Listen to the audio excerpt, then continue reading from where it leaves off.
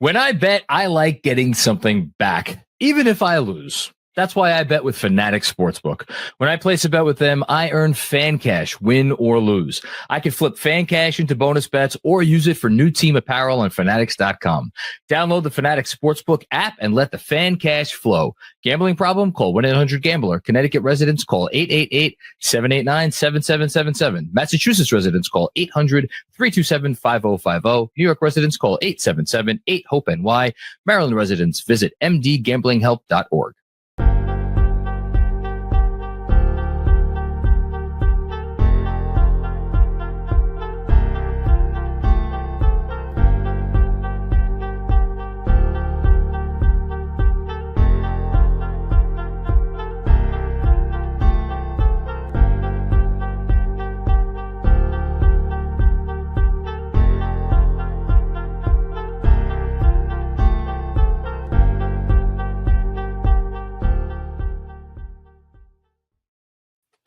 Ladies and gentlemen, boys and girls, children of all ages, welcome to Casual Friday.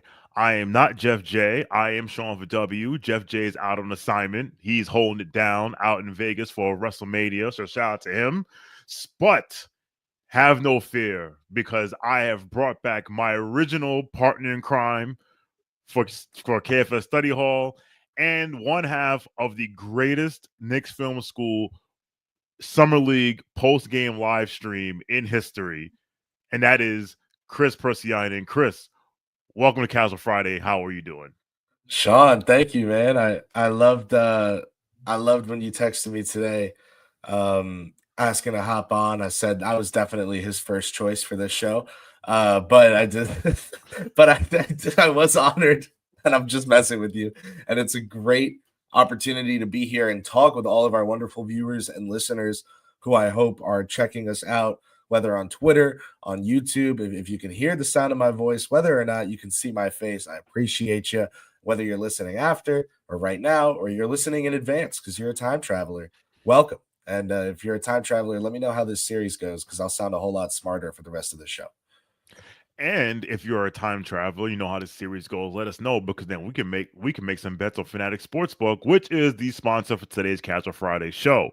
And also, if you are from the future and you're able to tell us how this series goes, let us know, because that way we can say if our confidence rankings are either should be 1 or 10 or somewhere in the middle. And that's where we'll start today, Kris.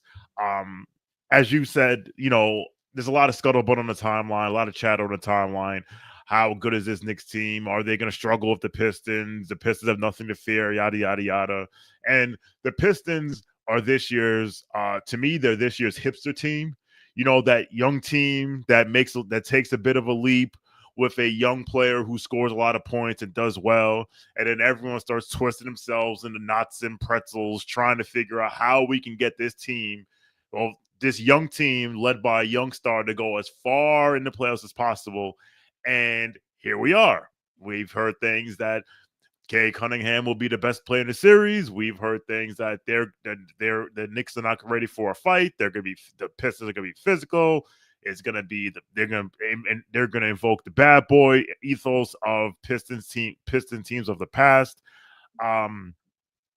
So whatever. So with all that scuttlebutt and all that chatter, and which sounds very familiar to last year's hipster team, the Orlando Magic, who everyone couldn't wait to crown next year as like the dark horse that was going to take over the East and roar.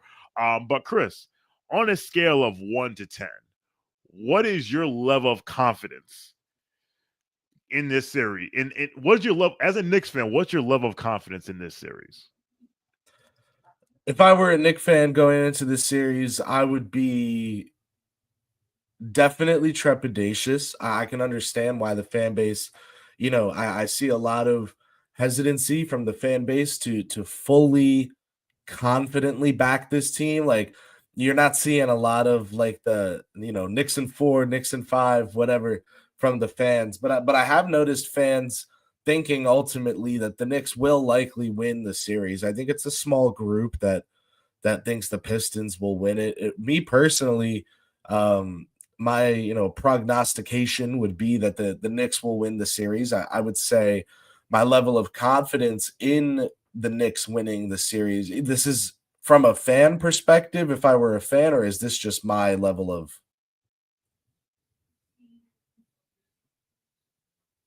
I would say from whatever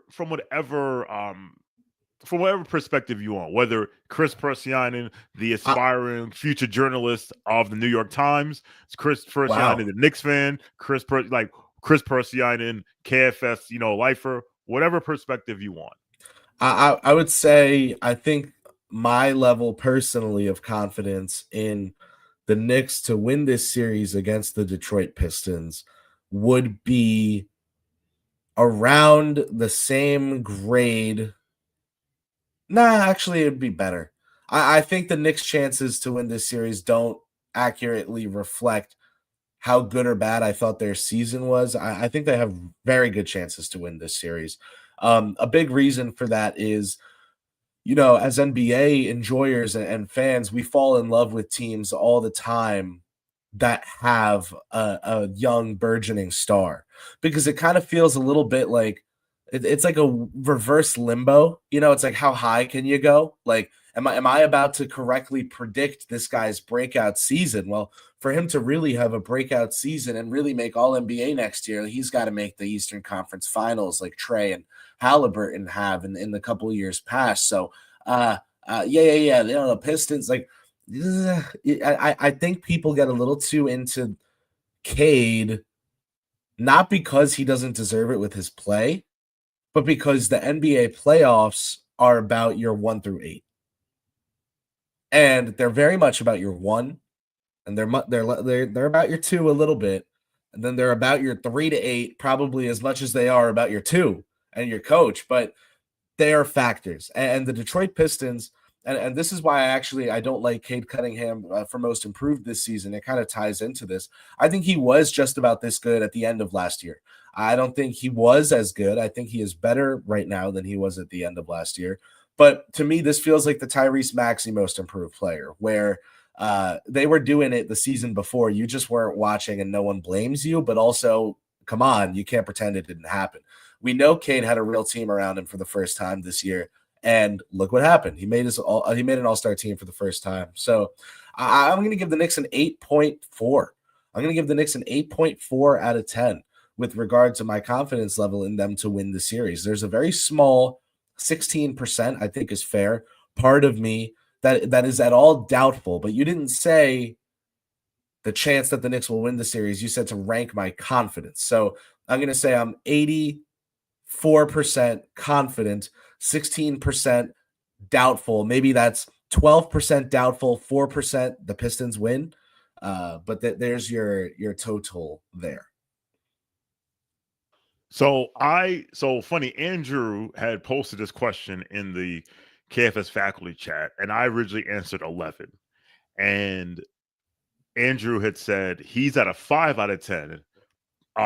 Because I thought he said it was like, I thought Andrew said, like, what's the fear level with Detroit? Yes. Yes, he did. You're right. You're right. So you said nothing. My fear level. I posted the GIF of Dean Warmer from Animal House going to Blutarski 0.0, and Andrew's fear level was a 5 out of 10 because it was 0 out of 10 afraid of Pistons, but a 10 out of 10 because for the Knicks, because the Knicks tend to be unserious. And he's right. The Knicks tend to be unserious. With that said, my level of confidence is an 11. Now, does that mean that I'm saying that there's absolutely positively no chance the Pistons go win this series? No, I'm not going to say that. Get your hedge off. Get your hedge off. It's not even a hedge. I just understand. Listen, I saw the Heat. I saw the Heat beat the Bucks in 5 games because Giannis Antetokounmpo was healthy for 5 quarters. So listen, injury, things like that, whatever, that can happen. Like if Jalen Brunson gets hurt, knock on wood, or Karl-Anthony Towns or OG Anunoby gets hurt. Yeah, but I could get in a crash on my drive to work tonight. I mean, the point is, I'm still going to drive. Yes, you're still going to drive again. Yeah. And I'm still going to say 11.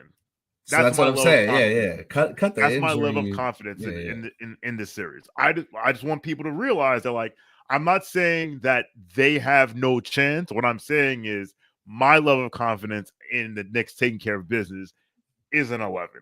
Now, you called it a hedge. I called it sharing information about the possibility of the Pistons winning this series. Sharing So, information. That's going to be yes. my anytime anyone doesn't like anything I said, I'm going to say I was just sharing information. Like, So look, I'll say this. I'll ask you this. Is there a path to the Pistons winning this series? And what is the path? yeah. Because listen, they say John says all the time, respect your opponent. I don't have to respect the opponent. That's their job. That's JB's job, and Josh Hart and Tom Thibodeau and Karl-Anthony Towns. That's their job. But I'm not gonna respect the opponent, but I'm not gonna disrespect the opponent. But what is the path in your eyes for the Pistons to win this series and get to the second round? I think the path for the Pistons to win the series runs through the Knicks nightmare land. Like the Knicks need to have a bad series.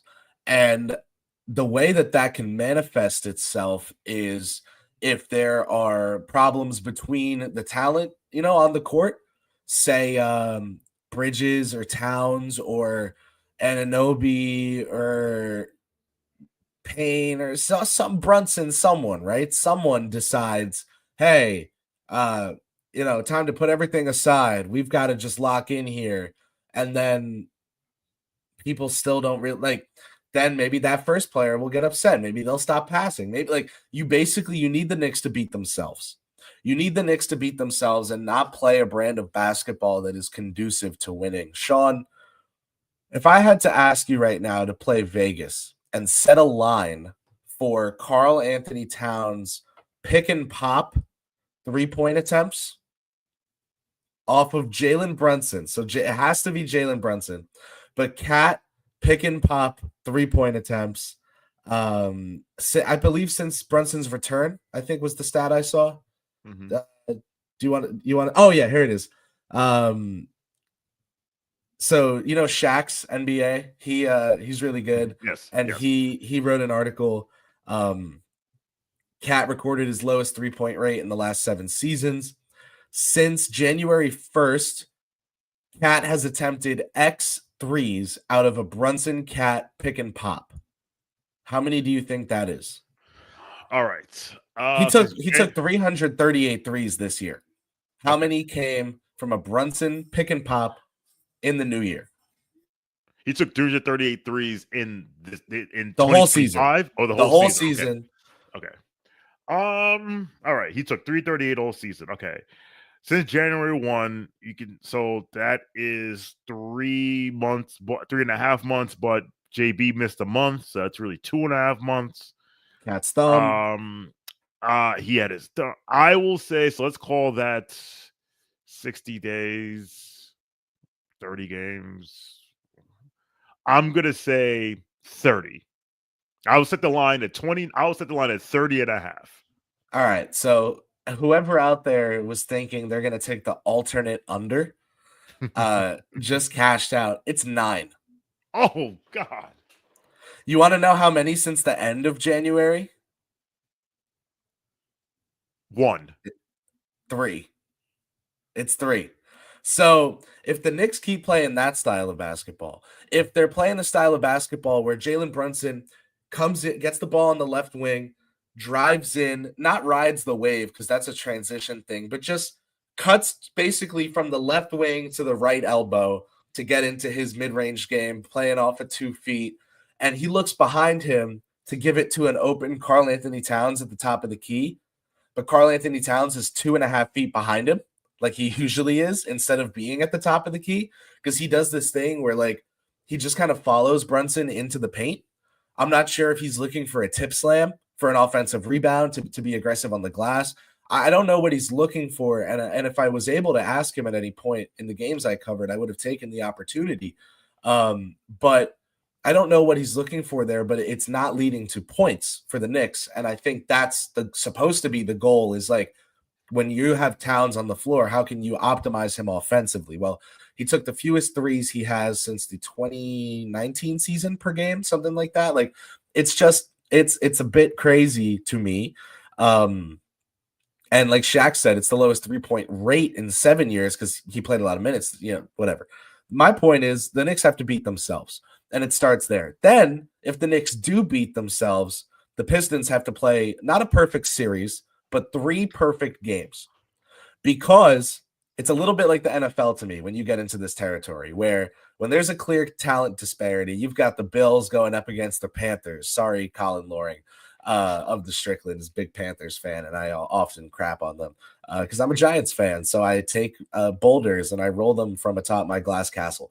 But basically, Colin, his Panthers, they're going up against the Bills and Josh Allen. What can the Panthers not afford to do a single time is turn the ball over. Well, in the NBA playoffs, the possession battle isn't as important as it is in the NFL, but it does get a little more important. Kenny Atkinson was talking to reporters about this last week, saying, field goal percentage goes down, field goal attempts go down, possession, like pace goes down, like playoffs are slower. We always say there's 3 givens, right? The court shrinks, every possession matters more, and you can never once fall asleep on defense. Like those are like your tenets of playoff basketball, and that means playing a perfect game. So the Pistons need to be well coached. They need to be well prepared. They need to be well conditioned. They need to be ready to go for 48 minutes per night. They are allowed one night where the Knicks can blow them out by 40 because of 3-point disparity or whatever. And they'll probably get one win for free because the Knicks style of basketball they're playing is, again, not conducive to consistency. And I'm not saying it's not conducive to winning, but it's not conducive to consistent winning. And so while the team may have been built to win sustainably over the next couple of years, they have yet to figure out that configuration on the court. And that's part of why I think the Pistons do have a fighting chance. But again, I would give them a 10% chance to win the series if I had to put a number on it, because I think ultimately they just don't have a second creator. Like, Cade is going to have to sit. If you remember the Knicks from 2 years ago and last year, which I'm sure you do, you remember that when Jalen Brunson sat, they lost those minutes by I forget what the exact number was, something like 4 quadrillion points. And basically that's how they lost games. Yes. Whether they were important games or not, that's when they lost them. It's going to be like that. Those 2 minutes in Game 6 in Miami in the beginning of the second quarter live rent-free in my head. That was the season. Because if you want to say Brunson, still has that turnover no matter what, well, the point is they wouldn't have been down. You get what I'm saying? Yes. So, yeah, all in all, I think there's a path to the Pistons beating the Knicks. I think it's not a clear one, and I do think it's one where it's a tightrope. It is a tightrope over buzzsaws because the Knicks have not figured everything out on the court, and I really don't think they've figured everything out off the court. But I do know that they have more talent than the Detroit Pistons, and I do know that their talent is going to be on the court more than the Pistons' talent that matches their talent. So, this is one of those things where, the Knicks might fall ass backwards into the end zone in this series. They're not gonna find out anything about themselves, I don't think. I think they'll kind of schlemiel their way through the middle of this series. They'll come out strong. They'll finish strong, but we might see a lull in the middle as they try to figure out their identity as a playoff team. That's their first chance to. But that said, they're going to score the touchdown.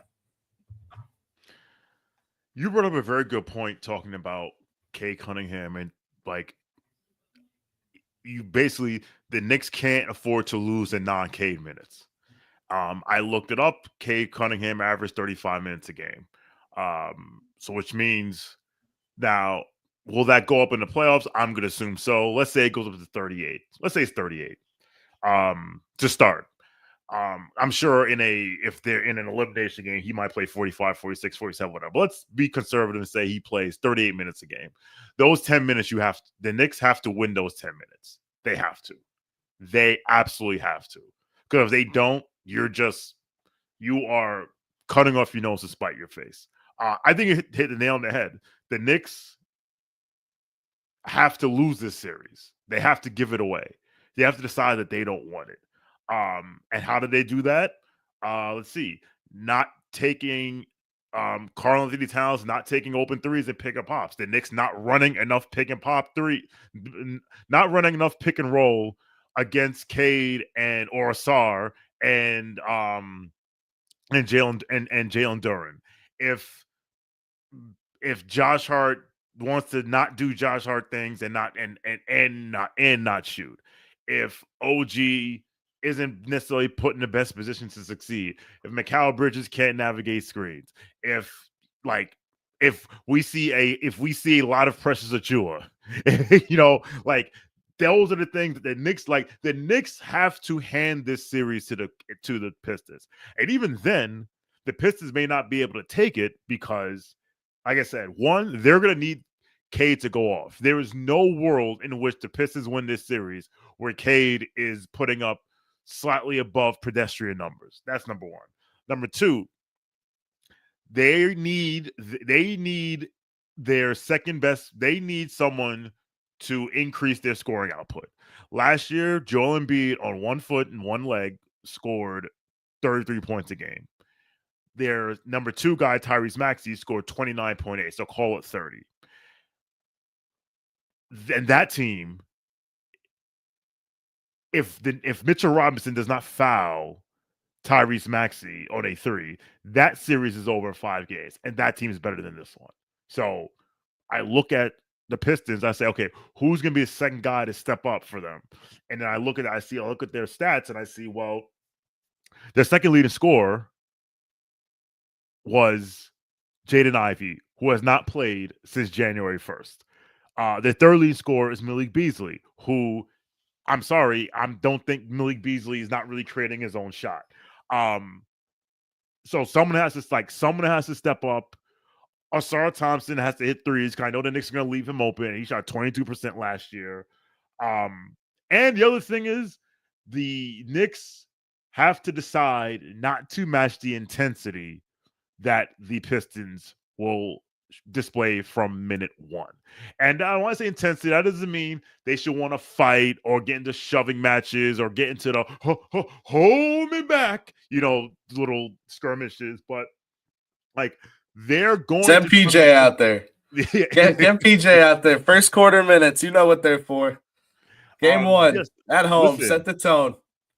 Listen, I'll tell you this. I'd rather see PJ Tucker in this series before I see Precious Achua, because at least PJ will hit a corner 3. Oh, but man. It's the truth. But if the Knicks do not match the intensity of this team and think they're just going to out-talent them for 5 games, then the Pistons can win this series. But I'm going to give my favorite basketball team the benefit of the doubt, a veteran basketball team with players who have been in the playoffs before, who've been in conference finals, who've been in the NBA finals, who have won championships. He's the dude that won a championship, is not going to play much, but he'll be talking shit in the locker room and on the sidelines. And they will do what they need to do to get over the line and take care of this team. But the one thing that concerns me is, I keep going back to this, the NBA Cup quarterfinal game against the Hawks, which the game meant something. The game was, we are in this competition, and if you do not win this game, you are eliminated from this competition. And in the second half, the Hawks stepped it up and played more intensity, and the Knicks decided, I don't really want to do that today. I wasn't really planning to do that. So let's hope that they let's just hope that they're not serious. Let's just hope that they're not unserious, I should say. All right, really quickly, before we get to the rest of the show, one, send in your questions. We'll read your questions on the air. You do not have to, super chats are not required to get your question read, but they are appreciated. And secondly, just really quick, I just want to, if I could find this here, this is what happens when you're producing while you are producing while hosting. But I do want to give a shout out. So I do want to push the fact that we are running a special promotion for Patreon listeners. So because the Knicks won 51 games, if you sign up for the Knicks Film School Patreon, you will get 51% off your first first month, and that's at any subscription tier, whether that's the Josh Hart tier at $3 a month, the Melo tier at $7 a month, the Brunson tier at $11 a month, or the Monroe tier at $15 a month. So again, our playoffs Patreon promotion, 51 wins means you will get 51% off your first month of any tier monthly subscription for the Knicks Film School Patreon. Sorry, Robert Cross, that is not a 53% off discount, but you know what? Tell the Knicks to not piss 2 wins down the drain. So, all right. Thank you very much. All right, moving on. So, what am I looking for here? Okay, so you brought up something about, you mentioned something about Tibbs earlier about in terms of your confidence, stuff like that. There's been a lot of scuttlebutt about Tibbs' job security. Firstly, I mean, listen, the timeline, half of them have has had Tibbs fired since 2021. So whatever. But Chris Herring basically said that, hey, he said this a few weeks ago that, like, hey, if the Knicks do not get out of second round, but if their playoff performance will have an effect on Tibbs' job security. And then we also had Ian Begley come out and say that, there may be changes if the Knicks, I don't remember if he said do not get out of the first round or based on the second round performance. And as John always says, Ian Begley says more than he knows. So, Chris, I would ask you, is Tom Thibodeau coaching for his job in these playoffs? I don't think so. I think that's always like, that phrasing has an air of desperation to it. No, like, that phrasing is basically they've decided to fire him, but unless he really, like, if you think the team's better off without him, you think the team's better off without him. Maybe the coaching job a coach does will change the front office's mind, but I always think it's silly. Like, I don't think there's any front office that looks at their coach and is like, if you don't win this abstract number of games or series, you're cooked and jobless. It feels a little bit to me like you're almost rooting for the coach to fail when you say that, right? Like, if you were seeing someone and you were like, oh, I'm going to end things with them unless this next date goes really well. And then you tell them that, and you're like, hey, just letting you know, I'm done here unless this next date goes really well. It's kind of like, okay, well, if it does go well, you kind of had him put on a show, didn't you? Right? Like, yeah. And so, and a lot of coaches just get apathetic, and they're like, you know what, screw it. If I'm going down, I'm going down my way. I'm playing my rotations, my players, my guys, and I'm doing it how I want. So I think Knicks fans don't want Tom Thibodeau to be coaching for his job, nor should they think that he is. Now, listen, I don't think at all that there's some abstract number of games or series that the Knicks could win that would guarantee that Tom Thibodeau will or will not be fired. I don't think his job is hanging in the balance of an over-under line. But I do think that if the Knicks reach the Eastern Conference Finals, it would be really foolish to expect them to make a change at head coach.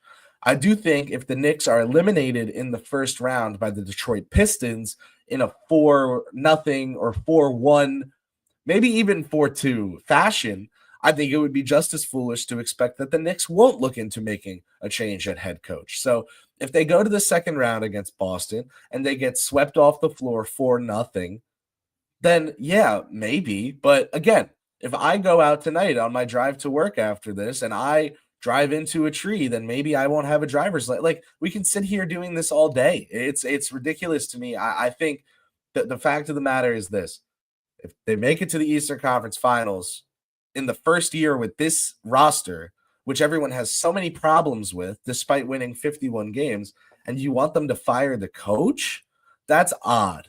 Now, again, maybe they'll do it. Who knows? But just from the perspective of what we're able to know and discern from the games we see, I don't think Tom Thibodeau is coaching for his job. The answer is no. But I will go as far as to say as well that I don't think the Knicks front office knows right now whether or not Tom Thibodeau will be brought back as the head coach next season. I think they are hoping that he will. And the reason I say that is because if he is brought back, it's probably because the team had some real playoff success. And so then how can you not bring back the coach that helped, shore that up and lead them to it? So I think it's as simple as that, honestly. No, very well said. I agree with you. I don't think Leon Rose has, to your point, has drawn an arbitrary line in the sand and say you must cross this line or else you're done. To your point, I think they will examine the season, how it turned out, how it played out, why it played out the way it did, and then based on that information, they'll make a decision. Now, with that said, for me, it's never about the what as it is about the how. Yeah, the process matters just as much as the result, if not more. So, for example, you said if the Celtics, if the Knicks manage to get to the Eastern Conference Finals, then he'll keep his job. Well, if the Knicks get to the Eastern Conference Finals, that means that they most likely beat the Pistons and beat the Celtics, because I don't think the Magic are going to be their second round opponent. And if they were to beat the Celtics, that would mean that their approach to those 4, 5, 6, 7 games in that series has changed from their approach in the regular season, because we saw basically the same approach for the first 3 games, and we saw how that ended, belt to ass.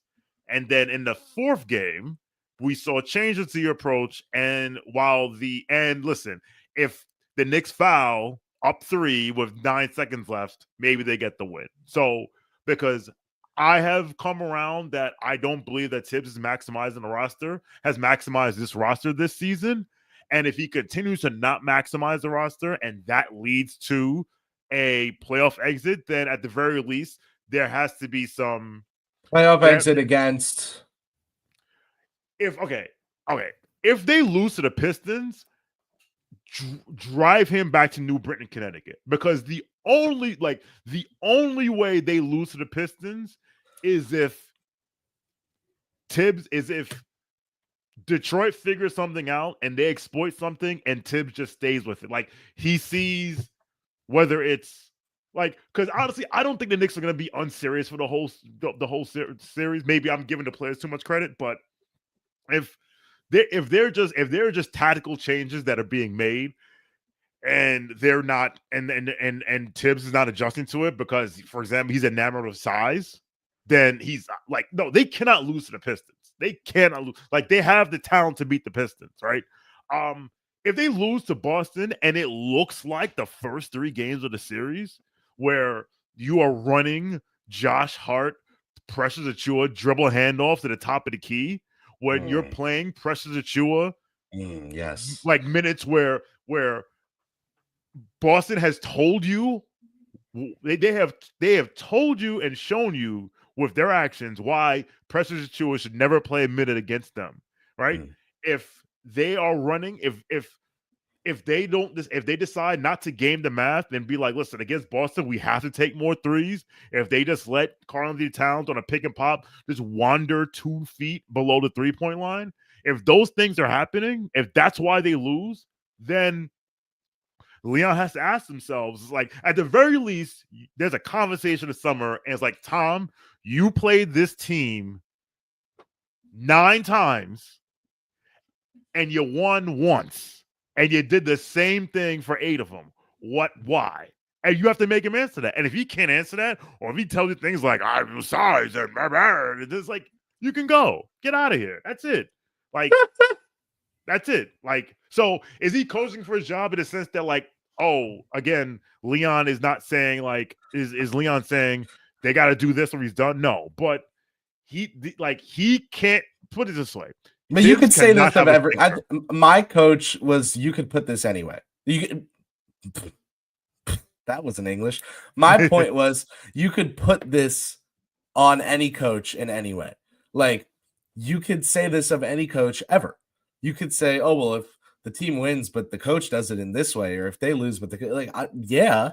So it sounds to me like you don't think he's on the verge of being fired, which means you don't think he's coaching for his job, which means There's your answer.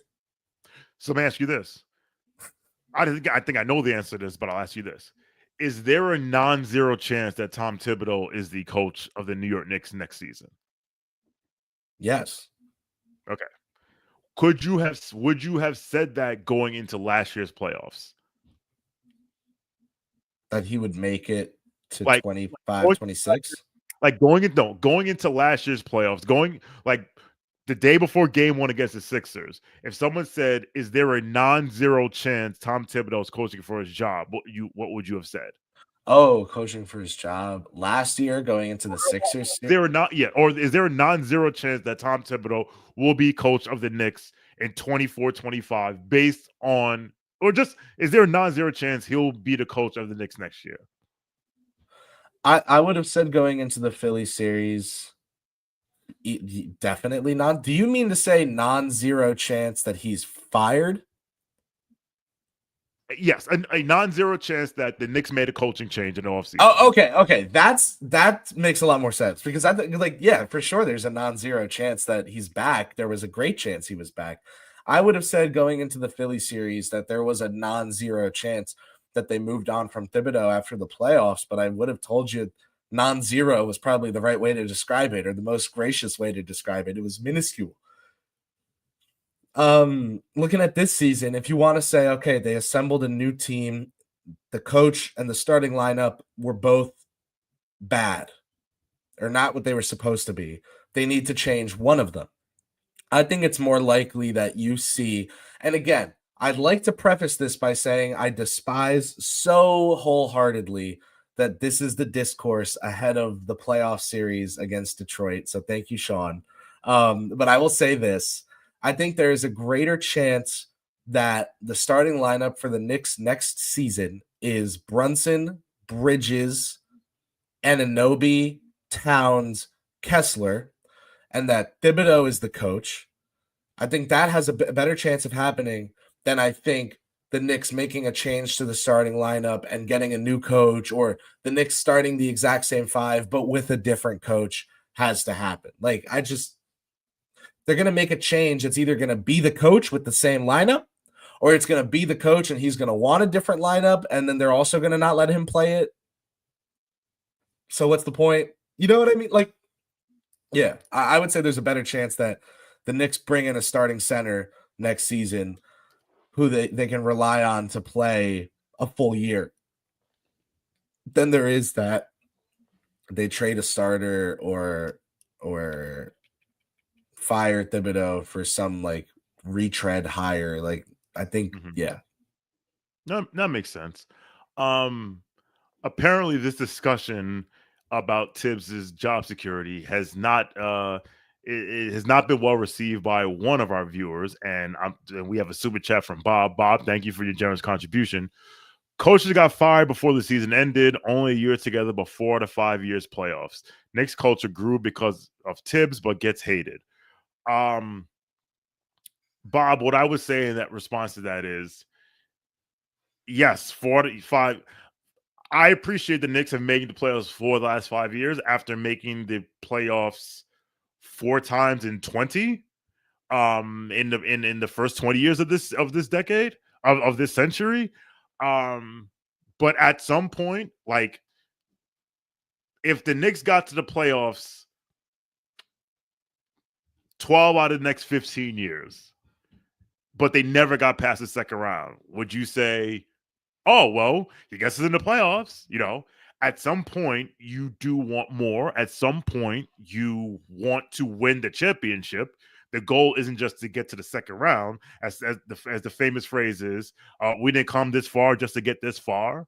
And I think the discourse, and I think like the real logical discourse, and not the people who've wanted Tibbs fired for 4 years, whatever, is that, is Tibbs like, Bob, here's the question I'll ask you. Is Tibbs maximizing the roster? Truly. Is he getting the most out of his players? Is he putting all of them in the absolute best positions to succeed? Because I don't think he is.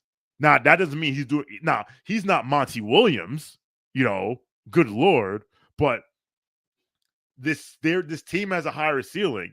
And if he is going to value certain things that may in the long run not be what's best for the team, then you have to, like I said, you have a conversation in the summer, like, why did you do this? Why did you do that? Why did do that? Like, I don't hate Tibbs, and I don't think Kris hates Tibbs either, but we have to be able to think critically and ask these important questions. We have to be able to look in the mirror and say, are we in the best position to succeed? And what does that have to do? And what do we have to do? Because listen, the players have changed since 2021. Like, Julius is gone. RJ is gone. We can't blame Elfrid Payton. We can't blame Reggie Bullock or Nerlens Noel or Alec Burks or Derrick Rose. Like, they're all gone. They're all gone. So at some point, is this the most ideal roster in the NBA? No, I wouldn't say that. But this is the hand you're dealt. Are you doing the most to get everything out of it? Any thoughts you had, Kris? Yeah, I mean, listen, first of all, Bob, thank you so much for the super chat. I love your icon, your profile picture on YouTube. Maybe it's an older, I don't know, but I enjoyed the reference there. Yeah, I hear you. I also do think that there are two really valid points to make, and the 2 points counter each other. But I think they're like for your consideration when it comes to your comment. I would say this. I would say, one, with regard to the second point, society has become overly obsessed with this because of the accessibility of better options. So whether that is, oh, the first 4 seconds of this TikTok were funny, but maybe the next one will be funnier, so I'm going to scroll right now. Yeah, it's funnier. Okay, I'll say, let's see what's next. Okay. Or whether it's people, I don't know, using dating apps, feeling like they can just swipe left and right on people instead of getting to know anyone, or whatever it is. Like, everything's very streamlined. Everything feels very non-human, and things in the world right now feel a lot like everyone's just kind of looking to do the best for themselves. And we have so many options. Get the Uber Eats app open. You have 4 bajillion options. That local spot that you used to love, well, now, they can bring me this spot, and we're a little obsessed with trying to do better, to the point where the Dallas Mavericks woke up one day and said, we can do better than 25-year-old Luka Doncic. So societally and in the sports landscape, that's where the hell we're at, man. And I do think that is a problem. But with that said, Bob, let me ask you this. The Knicks were an organization without any organization before Leon Rose and Tom Thibodeau. True or false? You'd say true. I would agree. The Knicks are now an organized organization with a established culture or desired identity, and with known star players across the NBA landscape, and with guys who know how to be stars in their roles, even if they haven't fully put it together on the court as of late or yet this year. So you've got to ask yourself, that's awesome. We know that's awesome, but is this the best they could be doing? Now, that doesn't mean you always need to act on that, right? I can look down at the sweatpants I'm wearing and think, are these the best choice to wear to work today? Okay, maybe I'll go with jeans. But at the end of the day, I didn't go out and run and buy a new pair of designer pants to wear to work because those were the best I could get. You don't always have to do the best of everything, especially when it's to a detrimental extent. But what I will say is it's worth asking yourself if you're doing the best you can.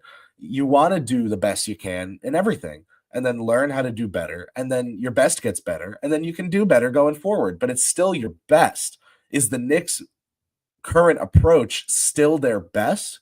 Or have they learned over the last several years, with the talent they've acquired, with the failures they've endured, and the hardships they've worked through and triumphed over, have they learned that they could be doing better with regard to their coaching situation? Now, right now, I would say they have been given substantial evidence that they are doing well. And they've also been given substantial evidence that there are things that their coach could improve on. But it comes down to, is there someone out there this offseason who the Knicks really think would do better? I don't think that means that Thibodeau is hated.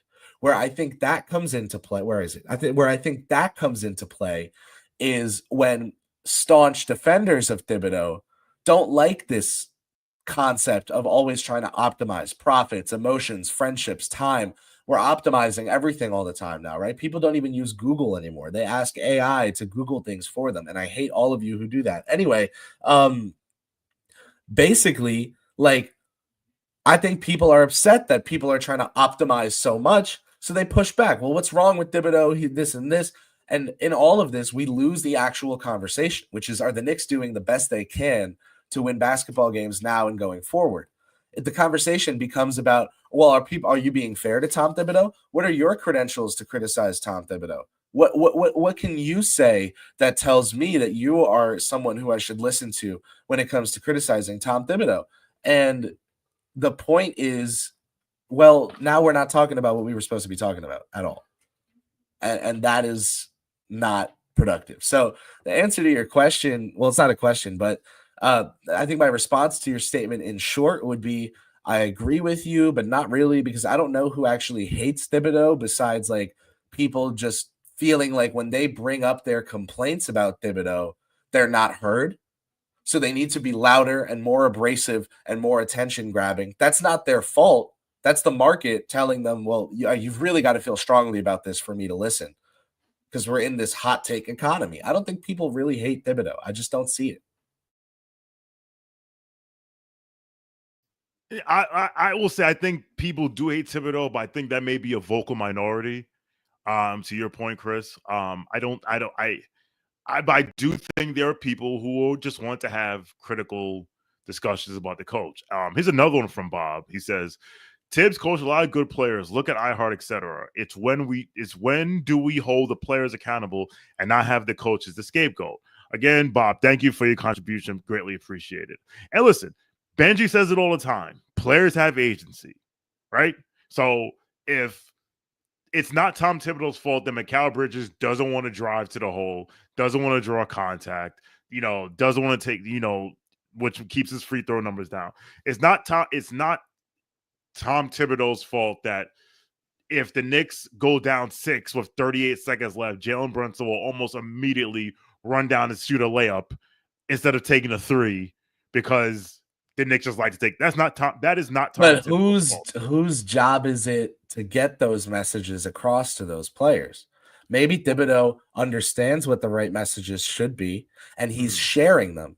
But if they're not being heard, then none of that matters. And that's why you saw a great resume in Michael Malone just get filed in the Michael Scott special filing cabinet in the shredder, and they fired him after 79 games. Because you can be the best coach in the world. If the locker room that the players are in is full of people that don't care what the coach has to say, I'm going to tell you something right now. It is a lot easier for an NBA owner, a governor, a general manager. It's a lot easier for them to fire one coach than trade 15 dudes. And that's what it comes down to. I promise it's that simple. No, you're right. And like, I will say that, yes, there's certain things that players need to be better.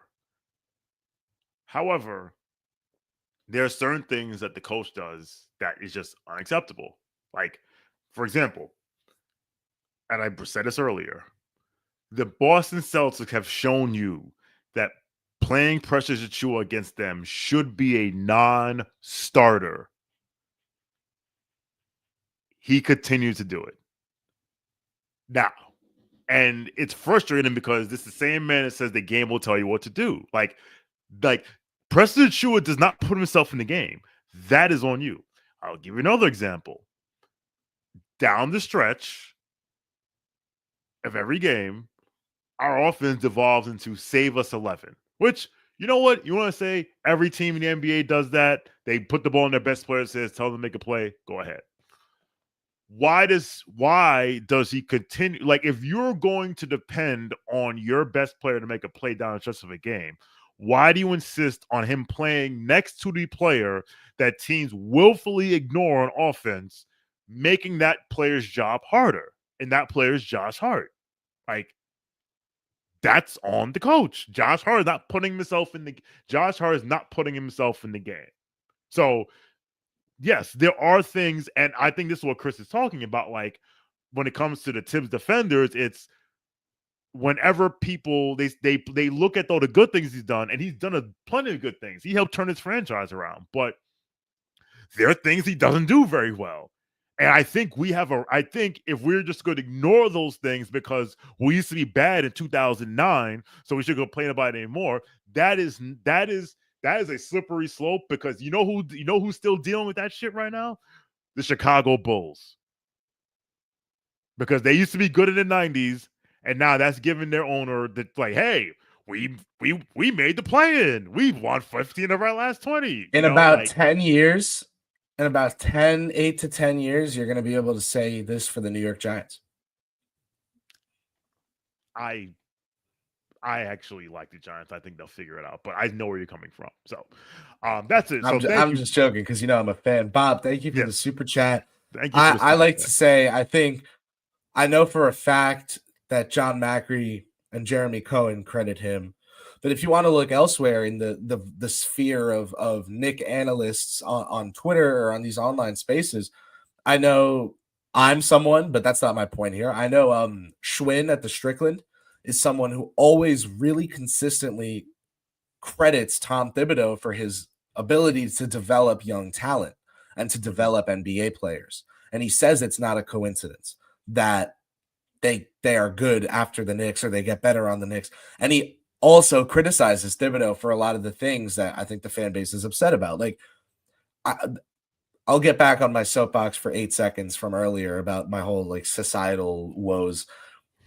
Everything is so polarized right now that it has felt for years, whether that is in the comments section on Knicks Film School, or whether that is on Twitter.com, or whether that's in the comments section of a Knick Fan TV Instagram post, or whether that's in the Strickland's Discord or the Knicks Film School Discord, wherever you are talking Knicks, it has felt like you either have to defend 9 out of every 10 things that Thibodeau does, or crap on 9 out of every 10 things that Thibodeau does. And you're on one side or you're on the other. And there isn't an in-between. And you know what that becomes? It's just one side criticizing the other side's credentials to do what they're doing. And then the other side being like, who are you to criticize my credentials when you don't have and then it becomes personal attacks. And then we've been doing this for 4 years now. Like, I'm genuinely getting sick of it. I'm genuinely getting sick of it. And it makes me sad, not because I'm blaming Knick fans for this polarized discourse, but because sports are supposed to be our escape from the world and its problems. And here we are in sports dealing with a huge problem in the world, which is everything being so polarized. LeBron is either the best ever or he's not top 3. And then, so many people have him number 2. Ask those people what they really think about LeBron versus Kobe or LeBron, and then you'll get the real answer. Like, I just, I hate it. And that's all. Thanks, Bob. I hate it too. Not you, Bob. I appreciate you. And I think everything you said was right. I do think that what you said in your first comment about people hating Thibodeau is a product of people feeling like they need to be as extreme as possible to get their underlying point across. And that's nobody's fault, but it stinks. Well said, Kris. Well said. We have another super chat from Alex. Shout out to you, Alex. Kris telling kids to get off his lawn is perfect. Listen, man. Kris, let me ask you this question. Are your parents Gen X or baby boomers? My parents are old as hell, man. My parents are you don't have to say ages. You just want to ask. I don't know. I don't know the generations that long ago. I don't know who's who. Boomers are born between 46 and 64. Yes, both of them are that. Okay, so I'll say this. There's a difference and you're Gen Z. Yes. No, you're a millennial. No, you're Gen Z. I'm Gen okay. Z. I'm 2002. Okay. There's a difference in children whose parents are from the previous generation and children whose parents are from 2 previous generations. Like, they move differently. So like, or before, like for example, my parents are boomers. I'm a millennial. I act different from other millennials whose parents are Gen Xers. So that's why I'm not like for Kris to have that take about society. I'm like, his parents are not like Gen Xers or like old millennials like me. So kudos to you. Yeah, I mean, listen, the guy who gave me my first ever opportunity in any real tangible way with any form of sports media was Jonathan Macri. So just kind of like do the math there on why I turned out like this. but also it's a little bit like if you go back and listen to that rant I just had, I damn well was talking about Macri in parts. So it's like he's not smoke proof. He's not flame retardant. He is in the midst of the heat right now because I think that he lets his frustrations supersede his logic. And the reason that I tell him that that frustrates me is not because I don't think he's logical. In fact, that's why I'm pissed. I'm pissed because I feel like he takes the logic and he directs it to the nearest window because he's just so tired of a lot of baseless complaints and a lot of BS. I agree. But that's not an excuse. Like you got, so that's I'm harsh with John. There's no one. Besides Andrew, John himself, maybe like Scarlet Ray. I feel like I'm like the harshest John critic out there, and he loves it. Like that's why we do what we do. It's because we don't agree on everything. Yeah, John doesn't duck the smoke. Although, funny thing, last night on our town hall, which you can join if you become a Knicks Film School patron, he actually said that like the day Tom Thibodeau is no longer the coach of the Knicks will actually be a relief for him because I would expect that. Yeah. It will. He no longer has to like stand Well, his well, he stand doesn't on have business to. on He that doesn't hill. have to do anything. Well, you're right. He doesn't have to do anything, but that's he will feel like he no longer has to. But then again, he feels very strongly to support the head coach, so I get it, right? And listen, you and I have done post game live streams together and separately, and I've told John like, I don't know how you do this shit like 70 times a year. I don't. So thank you, Alex. Appreciate the comment. All right. So So before we wrap up, and we will there's some good questions in chat. We'll definitely get to your questions. Series prediction, Kris. What's your series prediction? Knicks in 6. Knicks in 6. For me, against the Detroit Pistons, like Detroit Pistons, Fort Wayne Pistons, Fort Wayne, Indiana, Indiana Pacers, Indiana Hoosiers. Who's your daddy? Knicks at 5. Simple as that. All right. And you can watch the beginning of the Knicks in 5. You can watch the beginning of the Knicks in 5 destruction at T Squared Social tomorrow night. We are recording this obviously on Friday night. So our first playoff watch party at T Squared Social, 70 42nd Street between 5th and Madison Avenues in New York City, just a few steps from Grand Central Station. We will be there live. Now, John and a few of us will be doing a playback. I will not be doing a playback because I'll be at the game. But everyone else will be at T Squared. I will try to stop by before the game. So listen, free admission. You can bring your family because it's an early enough start. Get a seat. Come buy me a beer. Come buy Kris a beer.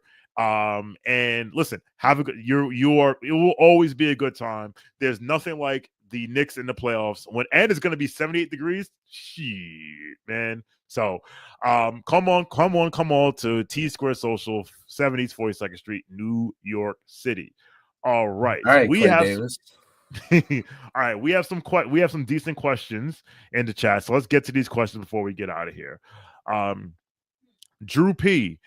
He says, do y'all think Tibbs was faced with the hardest coaching situation in his Knicks tenure, considering Cat being our only healthy NBA center until February, lack of depth, etc.? I think the hardest coach situation he had was getting that we hear Knicks to 41-31. Like I think that was I it. kind of like the next year. I like the next year as the hardest situation. You have the young players starting to come into their own. Randall's shoving quickly and laptops, and he's still the face of your team. Tom Thibodeau had to go out there every night after a game, and I think they were under 500 that season, so it was a loss more often than not. Tom Thibodeau had to go out there in front of the media every game and be like, we believe in what this group is doing. Julius is our guy. And then Julius is in the locker room like, yo, quickly, if you try to tell me not to get a tech again, I'm going to and Tibbs is out there. He's like, I mean, listen, he's got to trust the bass. RJ, we like what RJ's doing. But meanwhile, RJ's back there like, I'm not changing anything about how I play. You're going to deal with this. So I think it's just tough in general. Actually, that's a good point because that must have been hard, although he kind of made it harder himself when he continued to start Alec Burks at point guard, even though they lost 17 of 20 games. And see, Bob, these are the things that Tom Thibodeau does that you kind of have to hold him to task for. So thank you, Drew P. Next, from J-Roll712.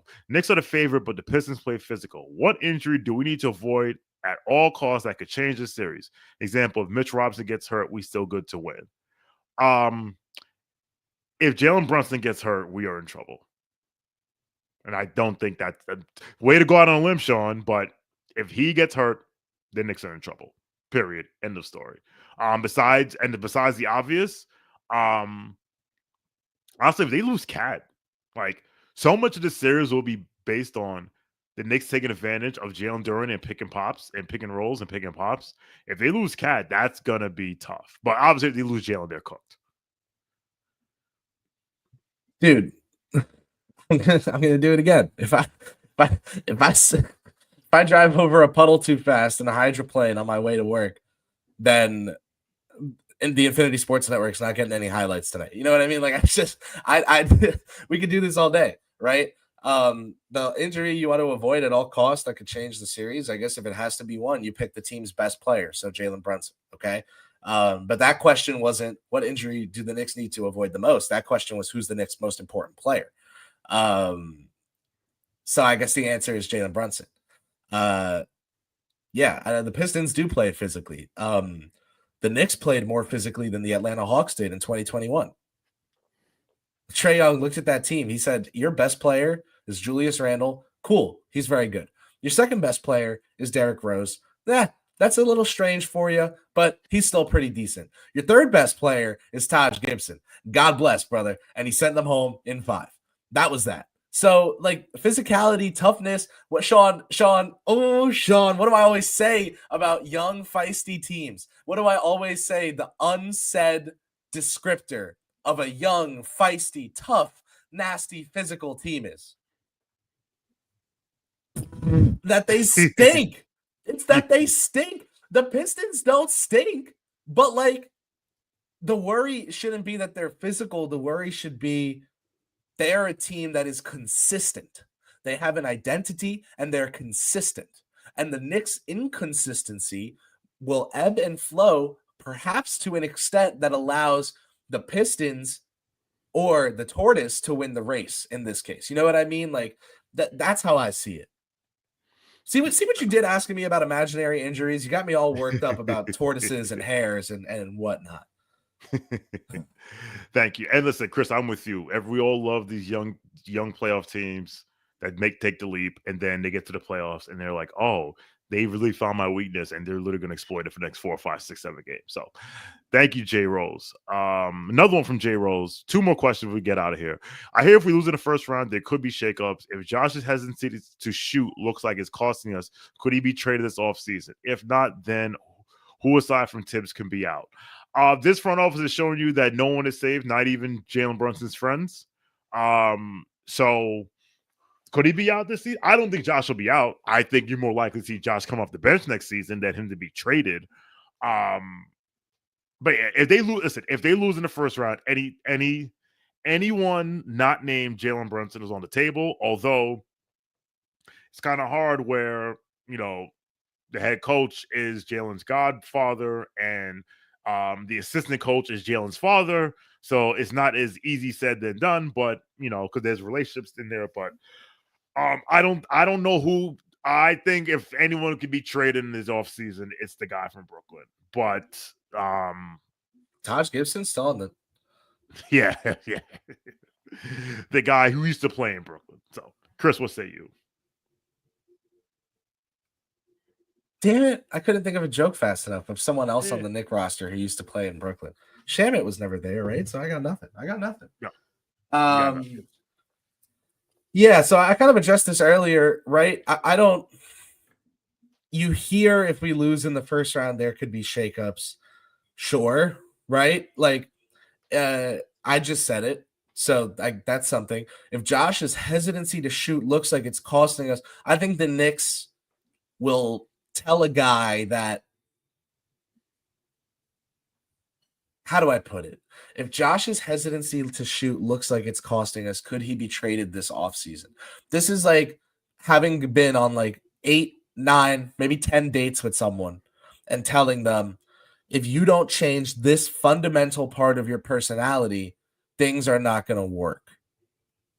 It's like you've kind of already decided things aren't going to work. You're asking them to do the impossible because you want to at least feel like you gave them a chance, Like, if the Knicks were going to move on from Josh Hart because of his hesitancy to shoot, that would have happened last offseason.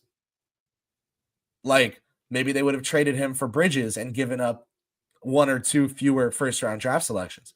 Maybe they would. We can do this all day. You get my point, right? Like, the Knicks traded for the guy and then extended him later on purpose. And then he's still on the team and starting, and the coach actively plays him as if he's as important as Jalen Brunson. He treats those two with the same level of rotational importance. And so I don't think that is someone who the team is just going to trade to take away from Thibodeau. That would be ridiculous. You just got to get a new coach at that point. Also, like this, I purposefully left this for last because I didn't want it to play a huge factor in the discourse, but that's the podcast of Jalen, your captain, took a huge pay cut. That's his best friend. Like, come on, it's not happening. If not, then who aside from Tibbs could be out? I would say Bridges, but I don't think that'll happen this offseason. I think there was one target the Knicks were looking at that they would have been interested in swapping Mikal Bridges for, who I think the intel that I've heard about it is that teams around the league aren't expecting that target to get moved anywhere. So that would effectively take the only thing that would make sense, sans Giannis, out of the equation. Like, yeah, sure. If one of the best players alive wants to request a trade, I guarantee you the Knicks will call about it. They called about Kevin Durant. They will call about Jokic probably in a month or two just to see. And they'll get the Nuggets will pick up, and whoever the GM is will fart into the phone and hang up. But like the Knicks will call. You can get your little report out. You know what? Like, you get my point, right? Like it's yeah. Your answer is Bridges. But I don't think it happens this offseason. I just don't. As of right now. All right. Last question from Ben Kim Gervey. Shout out to BKG. And I think it's in response to what you're talking about, the locker room. He says, is the locker room that split? We brought in 2 new players and Tibbs lost them all, or are there individual players who aren't buying in? I agree with you. I don't think Tibbs lost the ball. I don't think Tibbs has lost the locker room. I think there's one guy that's not on board, and he basically came out and said it in a post-game media scrum. But I don't even know if the players aren't buying in. They're just not doing. They're just not. Like I said, players, like Benji says, players have agency. And while I can say that I don't believe Tibbs has maximized the roster, the players sometimes have not maximized themselves. You can see in the way they start certain games, the way they approach certain games, the way they, like that game in Dallas where they basically were down like 20 before like the first TV timeout, basically. It's insane. But I don't think Tibbs lost them. I don't think Tibbs has quote unquote lost the locker room. So I don't think he's lost the locker room. I do think that I've noticed on the court and heard off the court enough times or instances of guys in the locker room not getting along so great or as great as was expected or whatever. And that being a battery for a lot of the issues that people have, or that the players have, or that people have, that those intra locker room, maybe. And again, this is not something that someone should go like ask a Knicks player about, right? I'm not reporting that if I had something to report, I would have reported it like in a tweet or in an article. But I can throw what I've heard out there, which is not enough to have done a report on, because again, I would have reported it. What I've heard and what I can throw out there now is it doesn't seem like it's sunshine and rainbows in the locker room. And maybe that's supposed to happen when you're not optimizing yourselves and the players know it. But I also don't think that the players are just all banded together behind disliking the coach. In fact, if I had to guess, it's probably about who listens to the coach or who doesn't, or what Michael Malone just came out and straight up said, guys don't watch their own film.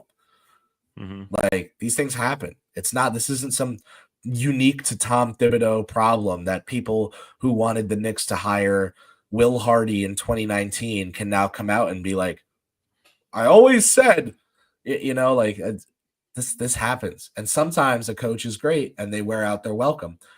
But I don't even know that you can say confidently that that's happened in New York. So you just gotta let the playoffs happen. Let the playoffs happen. Well said. Well said. All right. And thank you, Ben Kim Gervey. And that is it. Thank you, Kris. Thank you Kris for joining me today. Thanks to the super chatters and the regular chatters and everyone who tuned in on this Friday afternoon before Easter weekend and before game 1 of the Knicks Pacers series. So thank you for tuning in. Please like this video. Please give us a like. Please subscribe. And if you're listening to us on any podcast app, give us a 5-star review. And if your review is less than 5 stars, keep it to yourself. It's not you, it's us. Long story. The algorithm does not respect 4-star reviews the way it should. So, it's not us being greedy. It's just the reality of the situation. So, for Kris Persyanin, I'm Shawn for W. Thank you for watching. Thank you for listening. Knicks Nation, let's ride. If you're out of your bike tonight, do wear white. And Tottenham Hotspur are in a European semifinal. Let's go. Come on, you Spurs. Good night, everyone. Warrior UCL in the semifinal. Congrats.